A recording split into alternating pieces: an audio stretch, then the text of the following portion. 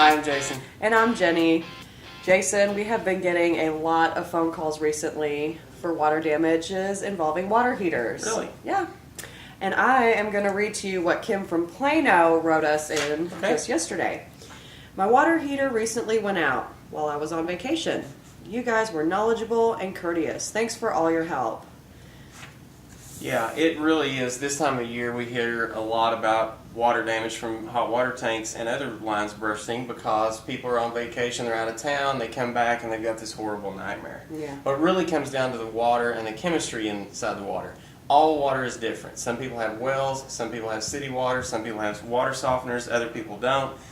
Inside the water there's ions and there's chemistry that actually can affect the hot water tank itself and eat away at the lining on the inside of the tank. And a lot of manufacturers put in what's called a sacrificial anode. I know it sounds really scientific, it's really not. It's just a big long magnesium coated rod. And the idea is that the ions and the chemistry of the water will attack that anode and it will save the lining of the tank. And it does work, it's pretty effective.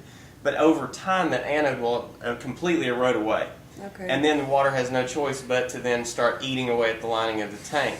Over time, that can cause mineral deposit buildups. It can rust the bottom of the tank. It can even eat away all the way through and cause a bad leak. So you need to inspect your water tank periodically. I know they're not the best thing to look at. That's why we put them in a closet, out of sight, out of mind. Right. But you cannot neglect your hot water tank, especially if your home is between 8 and 15 years old. It needs to be inspected.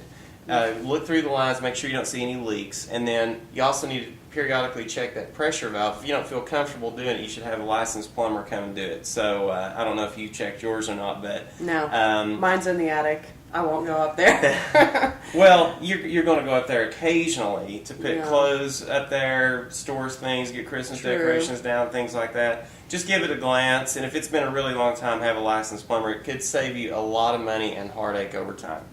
Yeah, with the calls that we've been getting lately, it really is worth having it checked out, the supply lines, making sure there's no water coming from underneath the closet, and definitely turning the water off before you go out of town, which we've recommended in previous shows because toilets and everything else is all connected. Right. So, but Kim, we do appreciate your email to us today, and always remember if you have any questions, concerns, just email them to us. We'd be happy to help.